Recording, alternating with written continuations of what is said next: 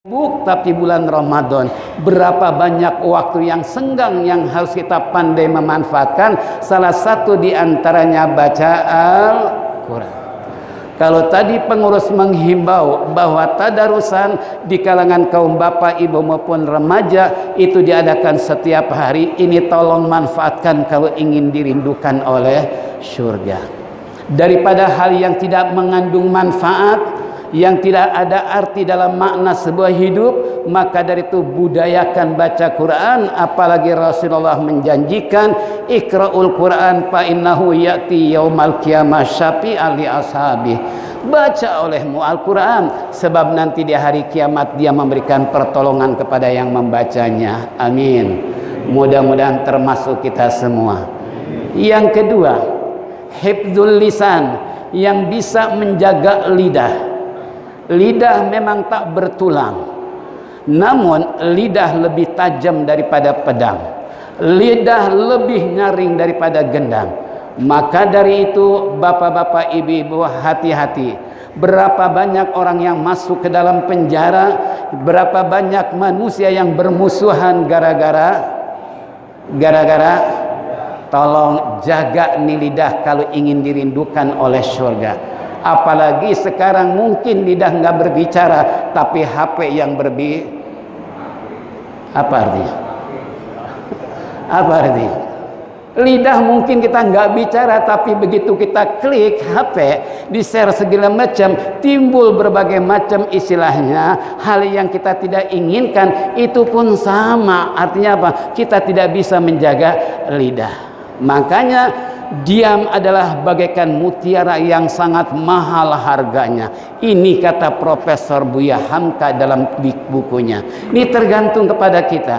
Makanya tolong sekali lagi, berapa banyak orang yang masuk ke dalam neraka lidahnya digunting oleh dirinya sendiri gara-gara waktu hidup di dunia enggak pernah bisa memelihara lidah. Tolong.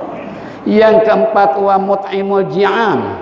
Surga merindukan kepada orang yang memberikan makanan, terutama yang puasa. Nih, kalau pengurus dari tahun ke tahun melakukan edaran, siapa yang ingin ikut partisipasi memberikan mut'imul ta'am, memberikan makan kepada orang yang lapar, ini bagi ibu-ibu, bapak-bapak, surga sudah rindu kepada mereka yang mau. Ini terkadang kan di masyarakat udah nggak ngasih, ngomel lagi, udah ngomel ngomongin lagi. Astagfirullah. Bu, ada di sini?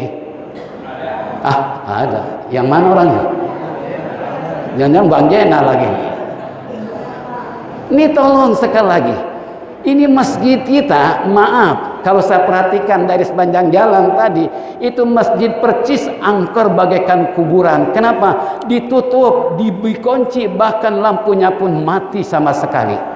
Tapi Sa'ban, alhamdulillah, terawih berjalan dengan lancar, kuliah Ramadan pun termasuk, taklim pun digelar sedemikian rupa. Kenapa? Karena kembali, insya Allah kalau masjid senantiasa dimakmurkan oleh jamaah, setan akan kabur dari masjid. Termasuk corona. Cuman saya bingung. Untung tadi diikat pakai tambang. Seandainya pakai pintu teralis besi, mungkin saya pulang lagi kembali ke rumah. Kenapa? Gara-gara pintu. Apa corona liwas ini? Pak, Bu, apa corona liwas ini? Ini kalau sampai saya nggak bisa ke sini, dosa besar. Kenapa? Karena menghalangi orang yang mau berjuang di jalan. Kenapa kita harus takut corona sementara mati? Rasulullah sudah mengingatkan, sayati akhiruz zaman al-faliju wal mautul fujiata. Ciri-ciri tanda-tanda hari kiamat adalah pertama, penyakit stroke merajalela, yang kedua orang mati mendadak. Ini corona masuk ini. Analisa Rasulullah 14 abad yang lalu, kalau sudah merajalela mati mendadak, ini menunjukkan bahwa akhir. Kenapa sama corona takut tapi sama Allah kagak ada di sini? Mana yang kita takuti, corona atau Allah? Allah apa corona? Awas, janji ya. Allah yang ditakuti.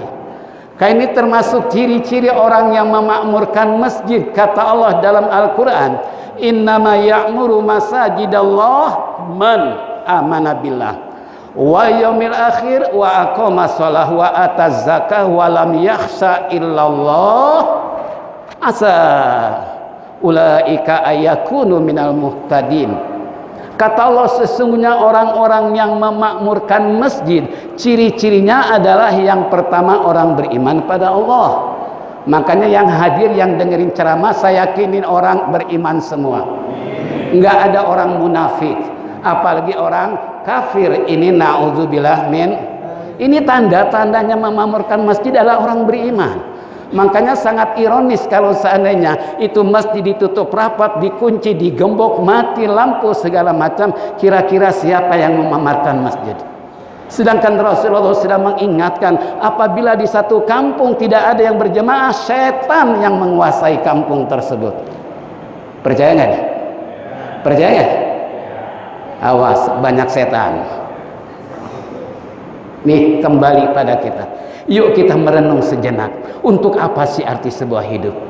Kalau sampai kita tega meninggalkan masjid, tega kita mengindahkan ibadah kepada Allah, sementara analisa Rasulullah tidak menutup kemungkinan akhir zaman ciri-cirinya mati apalagi sekarang orang mati katanya corona. Untung Bang Cacang bukan kok. Makanya kita bacakan Fatihah untuk Bang Cacang. 40 tahun beliau mengabdi di Masjid Sa'ban ini, ya mudah-mudahan amal ibadah beliau diterima oleh Allah Subhanahu wa taala. Dilipat gandakan pahalanya, dilapangkan alam kuburnya, ditempatkan di sisi Allah sesuai dengan kemurahannya, termasuk yang memakmurkan masjid, baik yang telah meninggal maupun yang telah ada. Kita semua mati husnul khatimah bi barakati al-Fatihah. Iyyaka na'budu wa iyyaka nasta'in.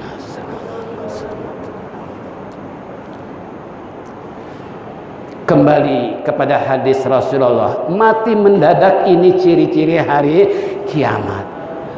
Nah, makanya saya nggak habis pikir, kok kenapa sampai-sampai penutupan majelis salim, khutbah Jumat total saya 6 kali nggak melaksanakan khutbah. Kenapa? Pengurus masjid telepon, maaf Pak Kiai, masjid ditutup, nggak boleh mengadakan. Tapi Sa'ban yang penting masyarakat mau mendukung, full menyatukan hati dalam memakmurkan masjid, bahwa tidak ada yang harus kita yakini kecuali hanya Allah. Insya Allah corona juga akan jauh. Makanya dari kemarin saya amati daerah Sa'ban ini semua cerah, semua ceria, seakan-akan corona enggak ada di Kemayoran. Saking girangnya masjidnya coba udah stres mikirin corona, enggak berdaul dengan masyarakat, terjadi sesuatu kita bingung. Kenapa? Yang penting kita enggak keluar dari koridor apa yang diatur oleh pemerintah. Kita sudah ikuti bagaimana pemerintah menganjurkan tangan dicuci, alhamdulillah. Dari rumah pun tangan sudah sampai di rumah suruh, sampai di masjid suruh. Cuman beberapa sunnah Rasulullah yang kita campakkan.